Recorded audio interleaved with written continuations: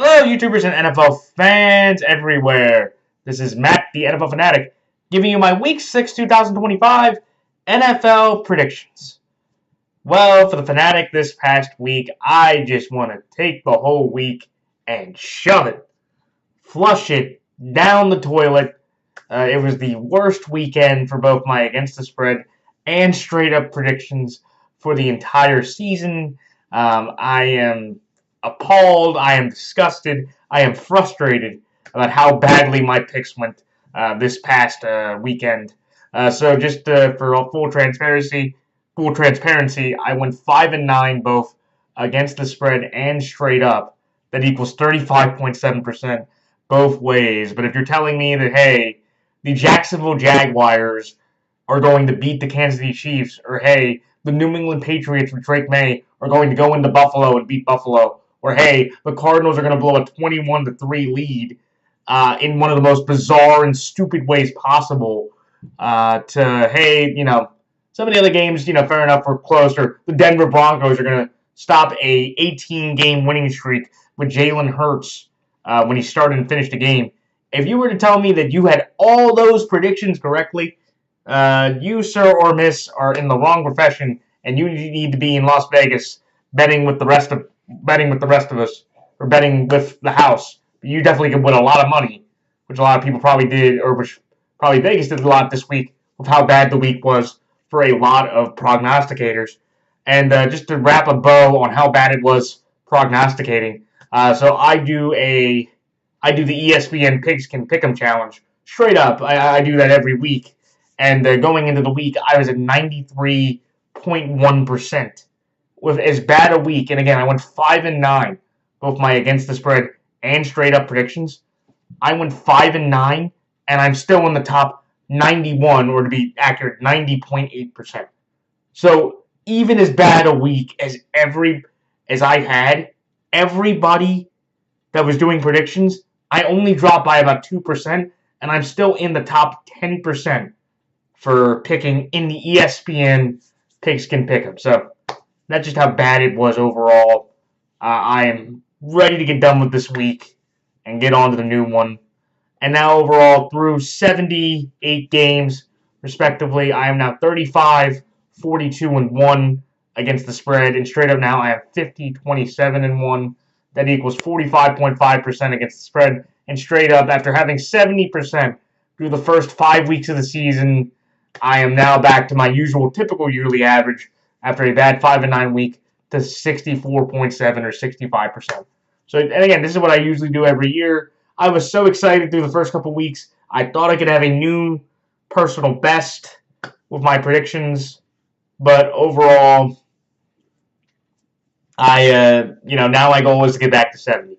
And I still have plenty of time. I still have 11 weeks of the regular season along with the postseason. But boy, am I happy to be done with this week and to have 15 new games to try to predict myself here. I'm ready to get back on the horse and try this again. But, let me get straight into my predictions. Though I do want to say real quickly, it is a 15-game week this week. The bye season is still in effect, but there are only 2 byes this week. The Houston Texans and the Minnesota Vikings are on bye this week. So if you have C.J. Stroud, the Texans defense, Kyrie Fairbairn, Christian Kirk, Woody Marks, Nick Chubb, the Vikings defense, Justin Jefferson, Carson Wentz, T.J. Hawkinson, I forget who Will Reichard, there we go, the Vikings kicker. You have Aaron Jones. If you have any of those players on your fantasy teams, bench them because they will not be playing this weekend. It's a time for me to get into my picks. So, on Thursday, when the 4-1 Philadelphia Eagles travel to New York to take on the 1-4 New York Giants, the Philadelphia Eagles are 7.5-point favorites in this game. Give me Philadelphia here, minus 7.5, and Philadelphia straight up. Then the next game, when the 3-2 Denver Broncos travel to London to play the 0-5, the only winless team left in the league, the New York Jets. The Denver Broncos are 7.5-point favorites in this game. Give me Denver here, minus 7.5, and Denver straight up.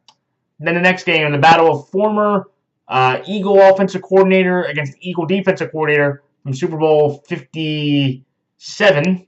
From Super Bowl 57, when the 2-3 Arizona Cardinals travel to Indianapolis to take on the 4-1 Indianapolis Colts. The Indianapolis Colts are 6.5-point favorites in this game. Give me Indianapolis here minus 6.5, and Indianapolis straight up. Then the next game, when the 3-2 Los Angeles Chargers travel to Miami to take on the 1-4 Los Angeles Chargers. When the 3-2 Los Angeles Chargers travel to Miami to take on the 1-4 Miami Dolphins. Los Angeles Chargers are 4-point favorites in this game. Give me Los Angeles here minus 4.5, and Los Angeles straight up. Then the next game, an AFC North battle, when the 1-4 Cleveland Browns travel to Pittsburgh to take on the 3-1 Pittsburgh Steelers. The Pittsburgh Steelers are 5-point favorites in this game. Give me Pittsburgh here to win straight up, then I'm going to take Cleveland plus 5. Then the next game, when the 3-2 New England Patriots travel to New Orleans to take on the 1-4 New Orleans Saints. The New England Patriots are 3.5-point favorites in this game. Give me New England here minus 3.5, and New England straight up. Then the next game, when the 2-1 Dallas Cowboys travel to Carolina to take on the 2-3 Carolina Panthers. The Dallas Cowboys are 3.5-point favorites in this game. Give me Dallas here minus 3.5, and Dallas straight up. Then the next game, when the 3-2 Seattle Seahawks travel to Jacksonville to take on the 4-1 Jacksonville Jaguars. The Jacksonville Jaguars are 1.5-point favorites in this game. Give me Jacksonville here minus 1.5, and Jacksonville straight up. Then the next game, when the 3-2 Los Angeles Rams travel to Baltimore to take on the 1-4 Baltimore Ravens. The Los Angeles Rams are 7.5-point favorites in this game. Give me Los Angeles here minus 7.5, and Los Angeles straight up. Then the next game, when the 1-4 Tennessee Titans travel to Las Vegas to take on the 1-4 Las Vegas Raiders. The Las Vegas Raiders are 4.5-point favorites in this game. Give me Las Vegas here to win straight up, but I'm going to take Tennessee plus 4.5. Then the next game, when the 2-3 Cincinnati Bengals travel to Green Bay to take on the 2-1 Green Bay Packers. The Green Bay Packers are 14.5-point favorites in this game. Give me Green Bay here. This is a crazy spread, but with what the Bengals are doing, even though I just saw the news that Joe Flacco is got traded to Cincinnati, I guess for assurance for how bad Jake Browning's been playing. But I'm going to take Green Bay here minus 14.5, and Green Bay straight up. Then the next game, when the 4-1 San Francisco 49ers travel to Tampa Bay to take on the 4-1 Tampa Bay Buccaneers. The Tampa Bay Buccaneers are 3-point favorites in this game. Give me Tampa Bay here minus 3, and Tampa Bay straight up. Then the Sunday night game, when the 4-1 Detroit Lions travel to Kansas City to take on the 2-3 Kansas City Chiefs. The Kansas City Chiefs are 1-point favorites in this game. Give me, in a very slight upset here, I'm going to take Detroit here plus 1, and Detroit straight up. Then the Monday night doubleheader, when the 4-1 Buffalo Bills travel to Atlanta to take on the 2-2 Atlanta Falcons. The Buffalo Bills are 3.5-point favorites in this game. Give me Buffalo here minus 3.5, and Buffalo straight up. And then lastly, in the rematch from the Hail Mary game, probably around this week last year, when the 2-2 Chicago Bears travel to Washington to take on the 3-2 Washington Commanders. The Washington Commanders are 4.5-point favorites in this game. Give me Washington here to win straight up, but I will take the Chicago Bears plus 4.5. All right, it's time for my quick thoughts on each game. The Philadelphia Eagles over the New York Giants. Look, the Eagles last weekend, the passing offense looked better. It looked sharper. It looked crisper. Jalen Hurts threw for 280 yards and 2 touchdowns. Devontae Smith had over a 100-yard game. But they only gave the ball to Saquon Barkley 6 times for 30 yards. And in a game like that where you're not having a balance, and especially where Jalen Hurts had tied a career high with sacks, with 6 of them, even though I know the offensive line for Philadelphia is banged up all across the line in most ways, that's just a brutal way to lose. And again, I think the 2 big penalties that should have been called arguably was the intentional grounding to Bo Nix, that they said the ball was around Adam Troutman's area, but Adam Troutman wasn't even within 10 yards of the football, which was awful. And I think for the Eagles, it's a tough pill to swallow. I think they do need to find a way to balance the offense. If you watch the Eagles play, like, this is not a good football team with a lack of balance. But I think with the Eagles, like, they should be okay because they're playing a Giant team that it looks spunky, but they shouldn't have lost to this Saints team. Jackson Dart, how do you go from beating a Charger team where I know the offensive line was banged up to letting the Saints get 5 turnovers. 5! They caught the ball 5 times, and the one the one defender got back, the Scatterable one, was basically the difference in the game. The Saints didn't score the rest of the game after that, but it was a 12-point game, and then Jackson Dart with his fumble and his with his 3 turnovers himself, and just like the Giants kept shooting themselves in the foot. And I just want to say this, for all the credit that Jackson Dart gets for sparking that play, as someone that's a Russell Wilson fan, can I just say, I don't think Russell Wilson would have done that. That spark for the Giants last week, where it was all happy-do, it blew up. It blew up in the Giants' face. The guy committed 3 turnovers, and you lost to Spencer Rattler, the guy that was 0-10. You gave the Saints and Kellen Moore a win, where I thought the Saints could be on a track for an 0-17 record to get the number 1 pick in the quarterback draft, which probably be Garrett Nussmeier at this point of how bad the college quarterback class has been, but that's a different story for a different day. Like, that Giants performance was awful. The Eagles have rolled the Giants basically for the last several years to an extent. I think they've won like 10 of the last 11. The only other time I remember the Giants winning was week 17 back in 23. All the other times, like, the Eagles have won pretty much handily and decisively. I think this Eagles team is mad. Saquon Barkley should play. I think they know that the Giants really have no offense. Jackson Dart's a rookie. He's going to make some rookie mistakes. I think this Eagles secondary should be able to clamp down what's remaining of the Giants' offense. And if I'm the Eagles, I put 8 to 9 men in the box. Force Scatterbo not to be able to run the ball and have Jackson Dart beat us from the pocket or his legs. And I just don't think he can with the lack of talent the Giants have around him. Could the Giants be spunky? Sure. That Giants defensive line, especially against that banged-up Eagles offensive line, could definitely get home. Jalen likes to hold on to the ball a bit too much. And the Eagles offense just seems to, if they get leads, tend to be very conservative and shaky. And they don't really know how to put consistent drives together. But in this one here, I'm going to take Philadelphia. They've routinely owned the Giants at home. And the Giants in this series over the last several years. They're angry. They're motivated. They have talent advantages all across the board. And I think the Eagles gain some confidence and get right back on track quickly with a big win against the Giants in a interesting, battle of the Turnpike on Thursday night. So that's like Philadelphia here, -7.5, and Philadelphia straight up. The next game, the Denver Broncos over the New York Jets. This one to me comes down to the New York Jets suck. The New York Jets are the only winless team left in the league. Think about that. The Jets, they played a Cowboys team without CeeDee Lamb, without another receiver. 4 of their 5 starting offensive linemen were out for the game. And Dak ended up throwing for 4 touchdowns. Javonte Williams had over 140 yards, including that pathetic 60-yard run at the end of the half. Jake Ferguson had a phenomenal game. And again, even though Jake Ferguson, underrated tight end, people should, give him his credit. And that's why the Cowboys gave him that $52 million extension.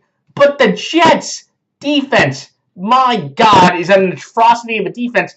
And you have all this talent, supposedly on this defense. You have Quinnen Williams. You have Quincy Williams. You have Sauce Gardner. You have Jameer Sherwood, who's a good linebacker. You put a lot of money into this defense. And then you put money into Garrett Wilson. You have Breece Hall at running back who can't hold on to the football.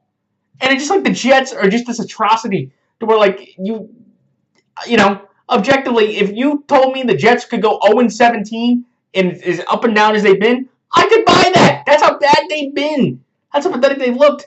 And I guess, look, kudos to Denver. Denver gets its biggest win, in my opinion, in the Sean Payton tenure. And I think this puts Denver in a great position to get in the wild card conversation. And how bad the AFC West has been, they are firmly also still in the division race. But I thought Denver played a solid game. Bo Nix did not commit a turnover. The Denver defense with those 6 sacks. Nick Bonito, absolute monster with the 2.5 sacks that he had. Surtain played very well against A.J. Brown. They did get, they did get the benefit of the pass interference call. They got some calls that should have gone their way that didn't go their way. But the Denver Broncos, I just think, objectively just have much better talent across the board. Sutton should be able to go through and make big plays. And I just think Sean Payton and Aaron Glenn, guys that were in New Orleans together, Sean Payton's just going to run laps around him as a coach. Aaron Glenn's just too happy at all the wrong times.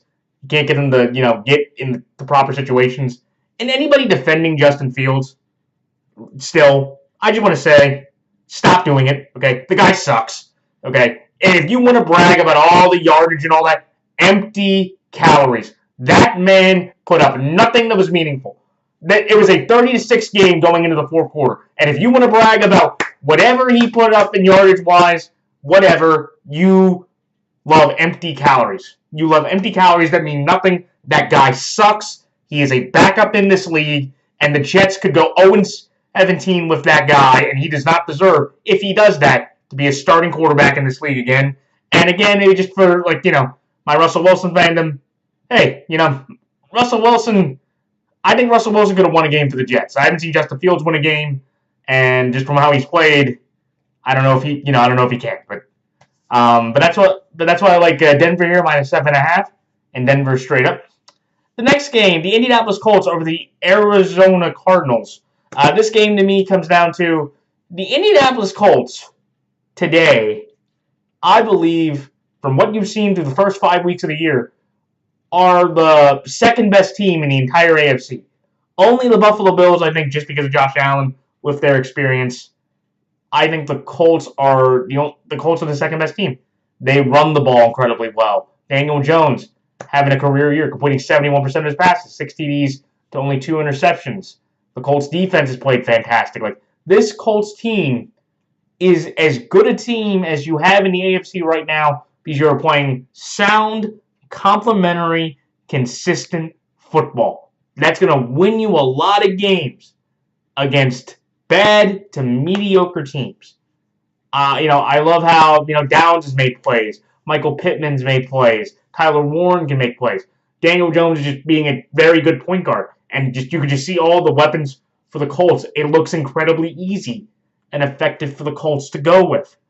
And I just, when you look at the offensive side of the ball and seeing what Shane Steichen has done with a guy like Daniel Jones, who I think should be second in Coach of the Year voting behind Kyle Shanahan, to me, the Colts here, I think the Colts, all the positives that the Colts coaching staff has done offensively, defensively. Lou Anarumo has done a very good job defensively with the talent he has around him.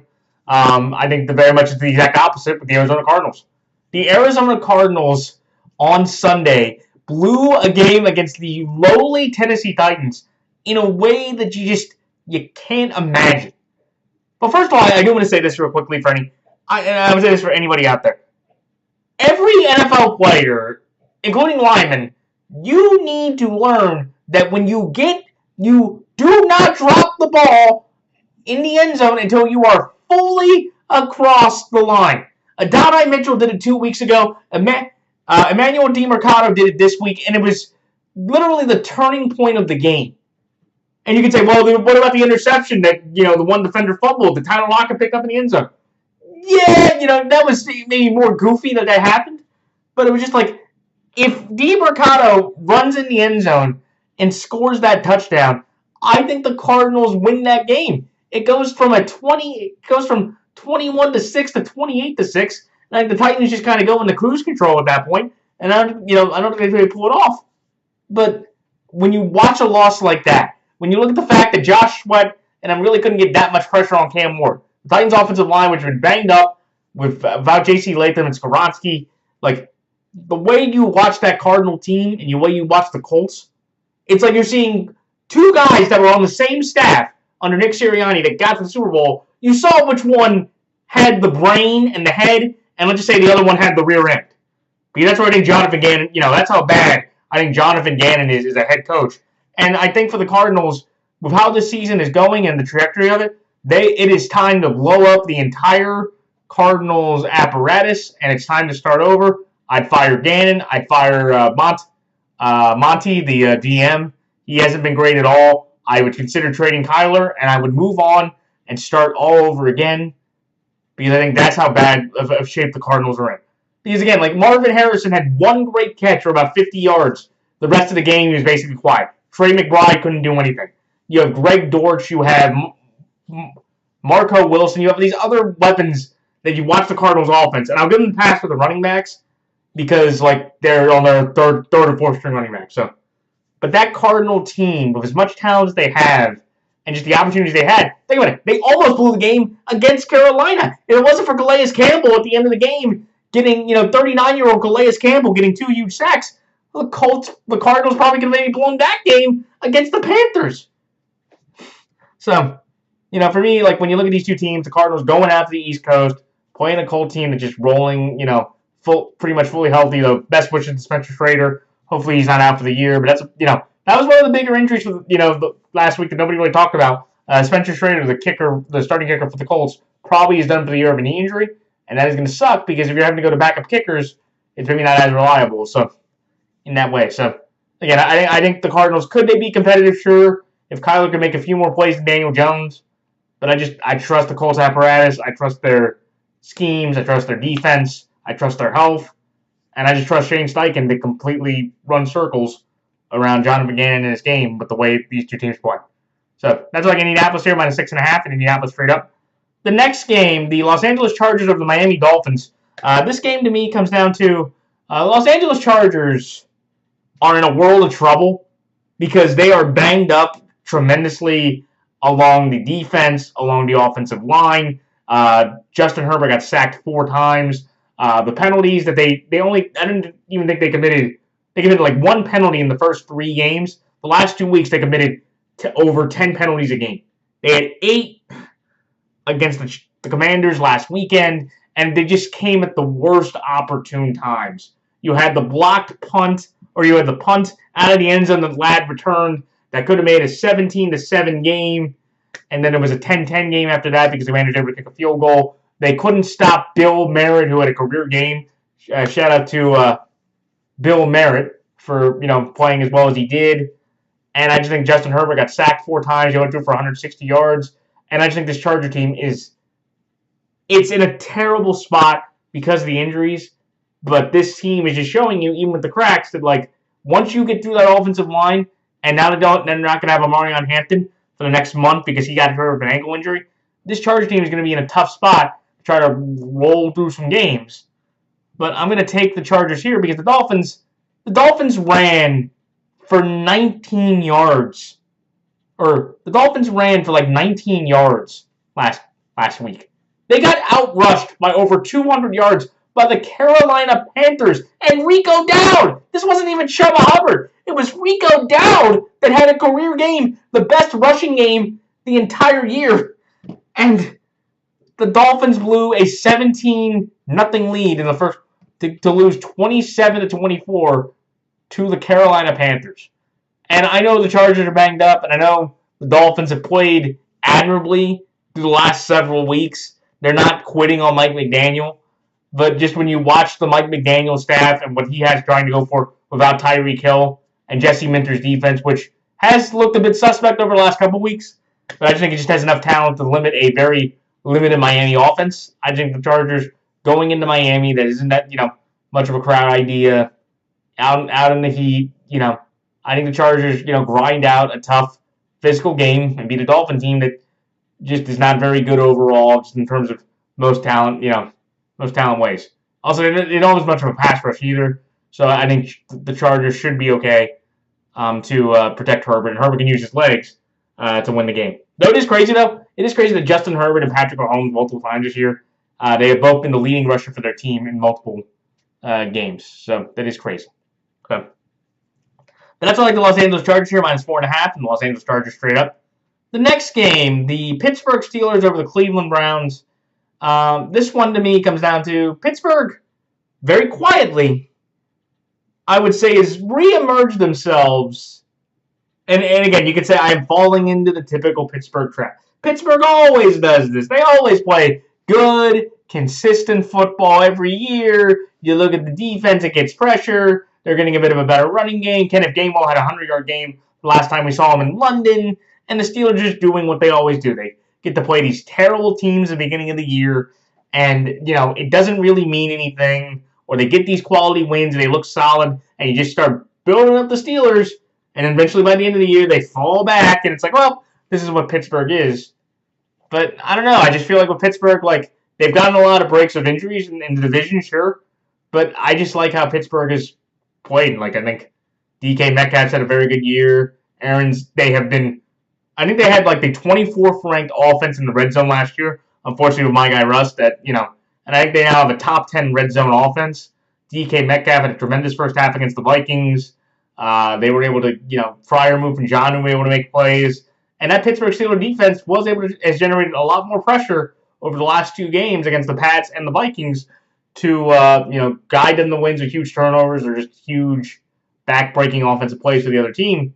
And again, they're hosting the Browns. I think the Steelers have won like 21 or 22 straight home games against the Browns. And the Browns, look, that defense has played very well. They were able to get a few turnovers on the Vikings. They were able to pretty much limit the running game for the Vikings. But at the end of the day, this is a rookie quarterback. And until a rookie quarterback, and I do have to give credit to Dillon Gabriel, he played well. He played respectable. And I think now with Joe Flacco getting traded to the Bengals, it's Gabriel and Shador as the 1 and 2 quarterbacks. But until I see Dillon Gabriel being able to win a game, especially against this Pittsburgh team with the veteran edge, especially with the defensive pass rush, along with how banged up the Browns' offensive line is, I think the Steelers play a pretty good and consistent game, and they grind out a win against the Browns to just continue the trend of Pittsburgh continuously owning Cleveland. I'm going to take Cleveland +5 here, though, because of that defense. That defense is good enough that with a older, less mobile quarterback in Rodgers, I think they should be fine to grind out a tough game. And Steelers-Browns games, with kind of how these things go, they usually are close. It's an AFC North old divisional game, so I will give the Browns their due with that defense. Keep winning 5 points. But I think Pittsburgh, they usually win this game at home every year. They've done it for now nearly 20 straight years. And I think it just continues with the talent disparity, especially the gap between Aaron Rodgers and Dillon Gabriel. So that's like Pittsburgh here straight up with Cleveland +5. The next game, the New England Patriots over the New Orleans Saints. This game to me comes down to the New England Patriots on Sunday night against Buffalo, where they got 3 turnovers. Though Ramondre Stevenson, he did fumble again. He did score 2 touchdowns, to his credit, but now he has 10 career fumbles through his first few years, which is a consistent problem. And I do commend Mike Vrabel for keeping this faith in Ramondre, and I guess those 2 touchdowns help provide and believe in his confidence with that faith. But I think the Patriots, they got their biggest win, definitely post-Belichick and Brady. That's probably the biggest win the Pats have had since Bill Parcells back in the mid-90s. Stephon Diggs had a sensational game. He had 10 grabs over 140 yards. He basically was the entire Pats offense. I think the rest of the Pats receivers combined had 120 yards combined. Drake May did not turn the ball over, which was huge. The Bills committed 3 turnovers themselves, which was a problem, just, the comedy of errors. And I think for the Pats, they have a coaching staff and a defense with Vrabel that they have lifted themselves from irrelevancy to a consistent, competent, and respectful team. Like, the Pats play sound. They run the ball well. Drake May does not make mistakes. Drake May can use his legs. And you're seeing what Josh McDaniels can do with Drake May. And again, it's very much like Nick Foles in Philadelphia. Josh McDaniels is the GOAT coordinator of New England. And the good news is of how bad his stops in Denver and the Raiders were. He's got that offensive coordinator job for life. And what he's done with Drake May and this offense with the limited talent that they have has just been downright impressive. And I just think the Pats, they are, and I'll say, today, October 7th, I think the Pats are on the verge of getting a 5-game win streak under their belt to get to 8-3 before they play Tampa. And I think the Pats, they are very much not only in the playoff conversation, but with them beating Buffalo, they're definitely in the AFC East conversation as well. So, and New Orleans, look, I'll say this. New Orleans, they are a better team than their record indicates. They are 1-4. Congratulations to Kellen Moore. Congratulations to Spencer Rattler. Big first win for both of them. Kellen Moore gets to keep his job because he actually proved that he can coach his team to a win. But again, just like with the Spunky Saints, like Blake Grupe missed a big kick early on. I know he got a kick. But even with 5 turnovers, if one didn't go for a touchdown, the Giants could have easily been driving down, even on the last drive, to win the game. Like, his Saints team is fun. Kamara's had some good moments. Rattler can make throws and runs. Chris Olave's been able to stay healthy. Like, there is a lot of positive that you can take from watching Saints football. It's entertaining, it's consistent, and Kellen Moore is definitely overcoaching from his means in terms of putting a decent product out there. But when you just watch the Saints, man, it's not a good football team. And I just think when you watch the Patriots with the wins they've had, they blew out the Panthers. The Raider game will always, to me, be the anomaly for the Patriots this year so far. How that Raider team beat that Pat team, knowing what we know now moving forward. The Raiders haven't won a game since then, and the Pats now just beating the Bills, and they blew out the Panthers, and they beat the Dolphins. Like, I just think the Patriots just fundamentally, Will Campbell gets to go back to Louisiana, where he was from LSU, and I just think the Pats just have better coaching, better consistency, and just more talent with Drake May in that dome than I think the Saints will have with Rattler. And also losing Justin Reed with concussion, that's a big injury, which I think will help the Pats move the ball offensively. That's switching to Justin Reed and his health moving forward. So that's why New England here minus 3.5, and New England straight up. The next game, the Dallas Cowboys over the Carolina Panthers. I am taking the Dallas Cowboys in this game based on the fact of the Dallas Cowboys through 5 games are 500. They're 2-2-1. But the Cowboys have played, good, consistent offensive football. Dak Prescott's leading the league in passing yards. Dak Prescott's, almost leading the league in touchdown passes.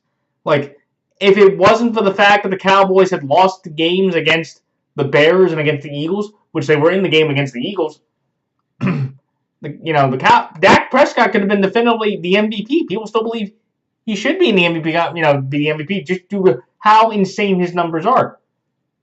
And the only problem that I have is it's that Cowboys defense.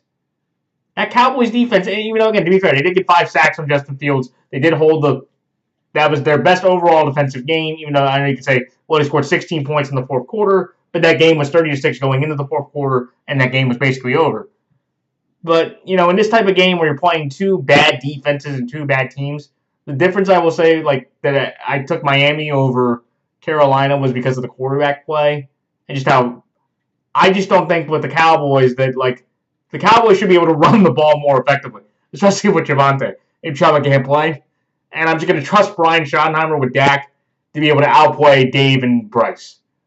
I think the Cowboys will run the ball a bit more effectively. Hopefully the Cowboys get offensive linemen back, because remember they won the game against the Jets with about 4 of their starting 5 offensive linemen. Excuse me. But I'm going to take Dallas here just because I think I think Dak will outplay Bryce Young. I think, can Carolina move the ball up and down the field against the Cowboy defense? They absolutely can, of all the injuries they have and the lack of effort that the Dallas Cowboys have put defensively most of the year outside of last week. And also, I think losing Malik Hooker is a big blow. He was one of their better defensive playmakers. He got put on IR with a foot injury. So I think the Panthers can give the Cowboys a fight. I just think at the end of the day, if this game is going to turn into a shootout, I'll trust Dak and his offensive weapons to outplay Carolina and their offensive weapons in this type of game. Also, I think the Panthers defense, it definitely gave up some big gaps to tight ends. Jake Ferguson showed up a good game, and I think George Pickens should have a great game against a weak Panthers secondary as well.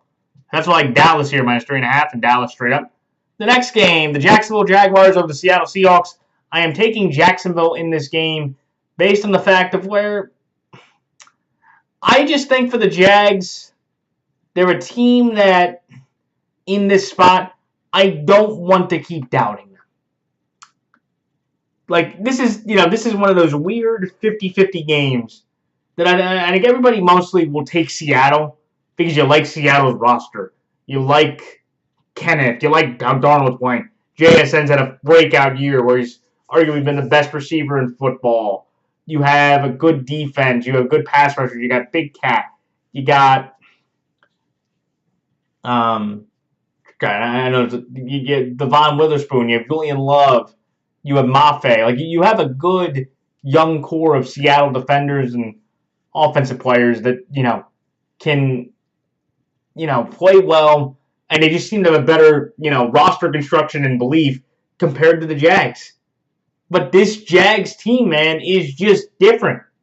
The Jags, the biggest stat that I can tell you and the reason why they are a 4-1 football team is that the Jacksonville Jaguars have already this year, they lead the league in forcing turnovers. They've already created 14 defensive turnovers, and all last year they had 9 the whole year. And that Anthony Campanile, I know I botched his name terribly, but that guy is going to be getting head coaching interviews very soon, and I could even argue if he continues to have this defense playing this well. And remember, last night, they didn't even have Trayvon Walker.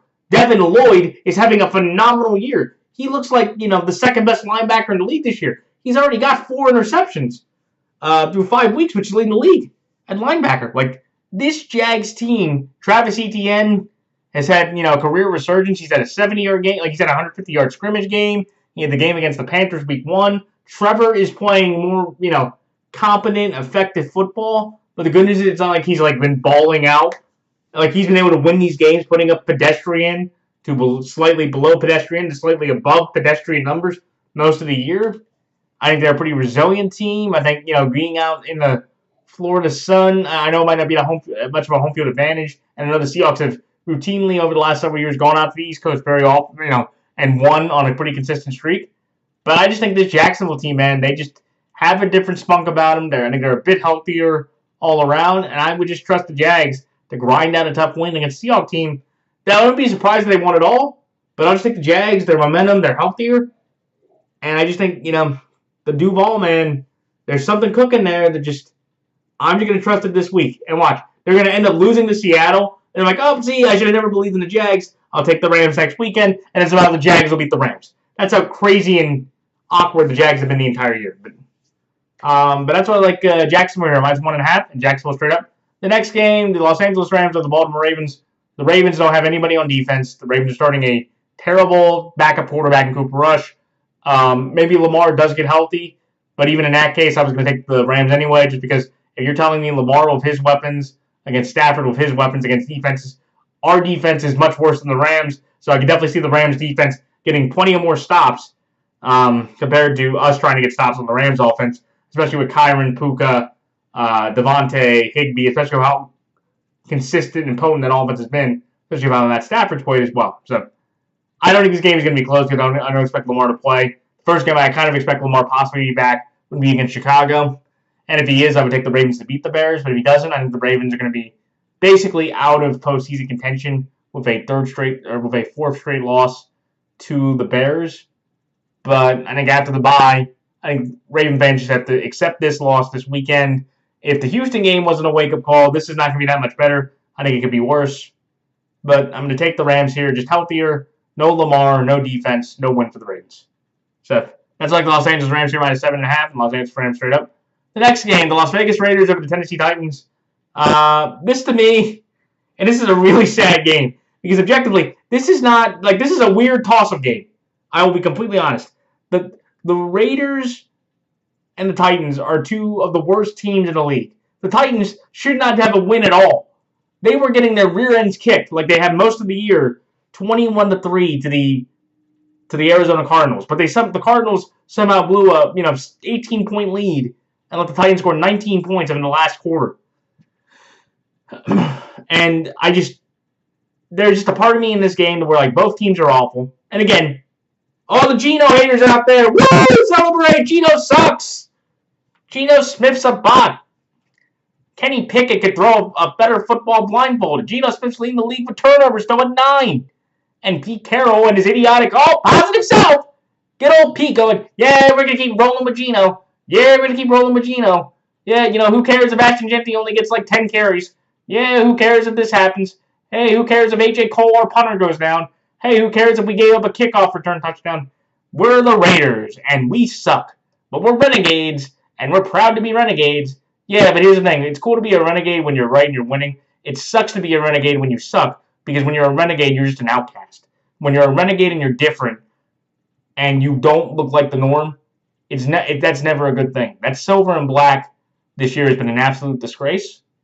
But here is the problem, is that, when you look at the Raiders and the Titans, I just cannot for the life of me, with what I've seen out of the Raiders offense, what I've seen out of the Titans a majority of the year, I just cannot fathom that Pete Carroll is going to lose a game, even with the limited amounts of talent that both squads have to a rookie quarterback at home. I know Titans fans will travel out to Vegas. Great excuse, great time to go out to Vegas. But I just think the Raiders just have enough talent. I think Geno can outplay Cam Ward. And the only thing is, Geno, I just need you to listen to me for one time this week. I know you'll never be, but for the love of all humanity, do not give the ball to the people in the blue jerseys. If you do not do that with your team that you have, with Pete Carroll, with Chip Kelly, with Patrick Graham, the Raiders should win this game because the Raiders have just been, competently better than the Titans have the majority of the year. But I'm going to take the Titans plus 4.5 because I don't know if Geno's going to turn the ball over. Geno could turn the ball over plenty of times. And that will keep the Titans in this game. But I just, for the life of me, again, this is one of those games like Seattle-Jacksonville where there's a lot of you saying, I should take the Titans. Cam Ward did get a win. They've been playing better. They feel better. But it's still Brian Callahan, man. The guy was god-awful for the first 4 weeks of the year. And I'm like, Pete, if you've really lost your fastball, Geno, if you've really lost your fastball, this is your last stand before you get benched for Kenny Pickett.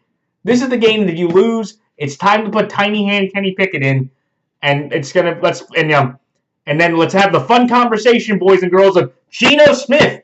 Did he have a worse decline than Russ, or does he suck more post Seattle than Russ did? That's a fair question. I would say yes. It's great for me because I think Geno sucked, but that's the thing. Geno Smith, that decline, man. A bomb. He laid the ultimate canard in the punch bowl, and that guy should just retire if he loses to Cam Ward after this because he's not going to have an NFL career after this type of run he's had for the season. But I'm going to just give Pete Carroll and Geno Smith their grace in this moment because I'm like, this is your last stand. If you have any confidence or faith for the rest of this Raiders season or any pride in yourselves, beat this Titans team and just do not turn the ball over. You do not turn it over, you win the game, and you can survive one more week before you get your rear ends kicked by the Chiefs the following week. But, for this week, I'm just going to trust that Pete Carroll can outcoach Brian Callahan in this game with the rosters you have. If he can't, or if Geno just coughs it up again and again and again, it's time to put tiny hands Kenny Pickett in, and you got to look at Pete Carroll and say you stole tax-free money in the state of Nevada for what the Raiders asked you to do. So that's the Las Vegas Raiders here straight up. The Tennessee Titans plus 4.5. The next game, the Green Bay Packers over the Cincinnati Bengals. This is fairly easy. The Packers are coming off rest. They're angry and they haven't won a game in 3 weeks. The Bengals have just looked like an absolute dumpster fire through the last 3 weeks. Jake Browning's thrown 8 interceptions. He's committed 9 or 10 turnovers in the last 3 weeks. So Joe Flacco could be starting. And I feel even worse for Joe Flacco because this is the same Joe Flacco that 2 weeks ago played them as a member of the Browns. And he got his rear end kicked.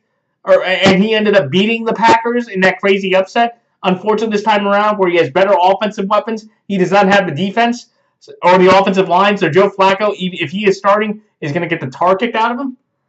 And I just think for the Packers and for the Bengals, this was not the quarterback move I would make. I would have thought with Joe Flacco that I would have thought you would have gone after Russell Wilson or Jameis Winston because Joe Flacco in the 4 games he played for Cleveland was pretty inept, and I think you could argue he played worse than Russ did or even Jameis. But for the Packers, this is where you get right, you get angry, and you have a couple nice easy games coming up.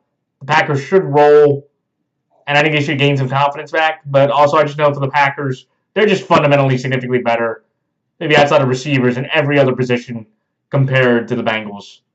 Running back, offensive line, defensive tackles, edge rushers, secondary. They're just better in every spot compared to the Bengals at this point, and I just think the Bengals are just in for a tough ride. So that's like Green Bay here minus 14.5 and Green Bay straight up.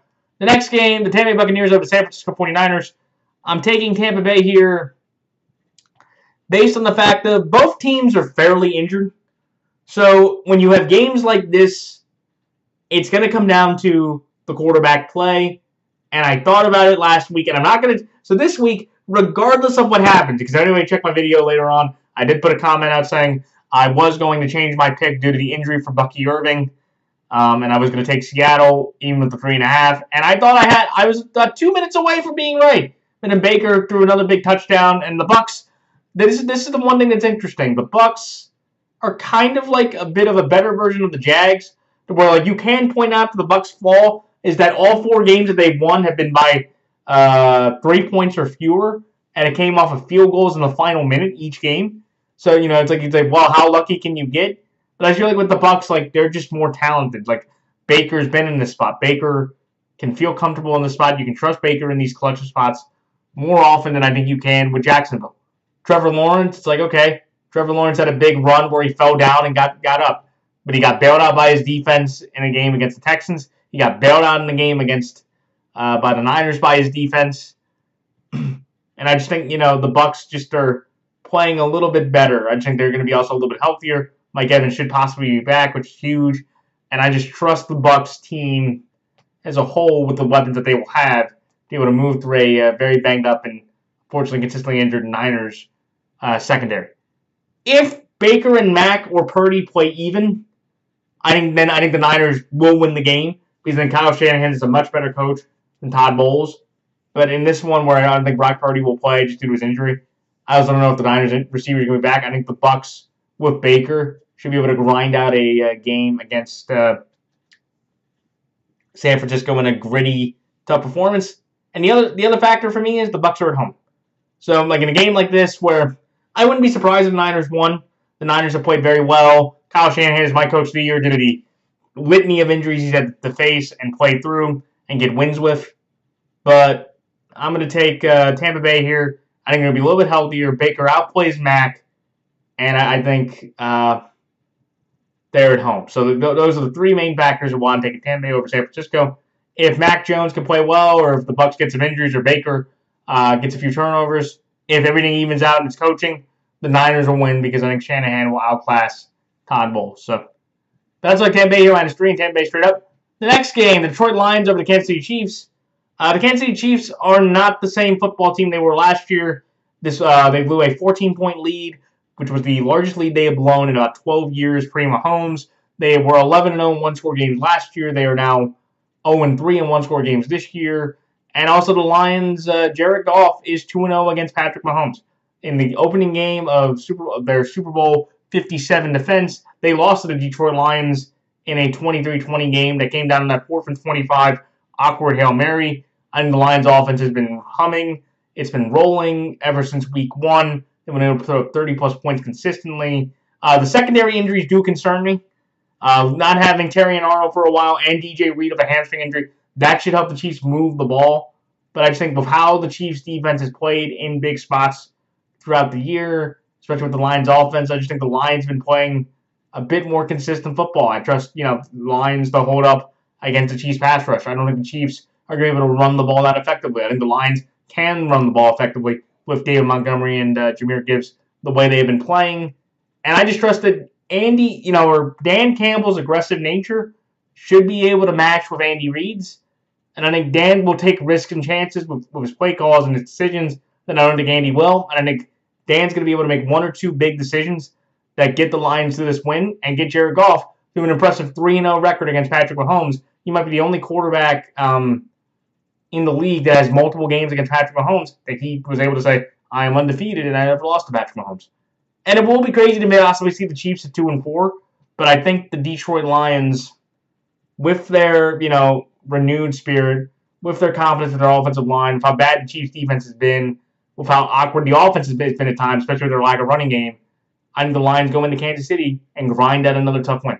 If Philadelphia can do it, the Lions with their roster and their health right now can do very much the same thing, if not be a little bit more impressive against a flailing or awkwardly stumbling Kansas City Chiefs team through the first 5 weeks. So that's why I like Detroit here, +1 and Detroit straight up.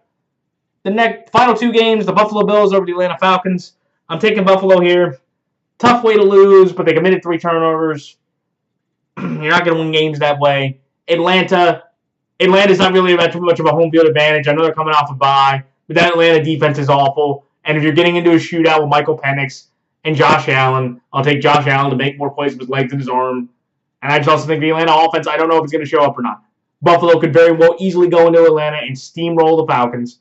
I don't think they will, but I just think Buffalo, they know they can run the ball with James Cook. I know that they think that, they have a good enough pass rush. Hopefully Ed Oliver gets back soon.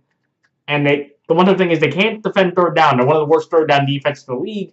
But when you look at these two teams, Buffalo with their roster, with their anger and their focus, they should be able to get back in Atlanta and roll a pretty good Falcon team that if you limit Bijan, you pretty much limit the rest of the offense. And I just trust Buffalo's playmakers and consistency at a much higher level than I do the Falcons right now at this moment. Should be an interesting game, especially if the Falcons, well, Michael Penix can get some rest and Michael Penix can make moves with his legs. And I've seen the Bills secondary have tough moments, especially if Drake London can have a Stephon Diggs type game that Diggs had on Sunday night. But I think the Bills just have a better overall coaching staff, have the better quarterback. And it would tell me which quarterback wins in a shootout. I'll take the Bills offense to win. And if it's more of a grinding game, I'll take the Bills defense over the Falcons defense, even in a low-scoring grind-out type game, just from what I've seen this year. So that's like Buffalo minus 3.5, Buffalo straight up. The next game, and finally the last game, the Washington Commanders over the Chicago Bears. I'm going to take the Washington Commanders here because I believe Jaden Daniels will outplay Caleb Williams.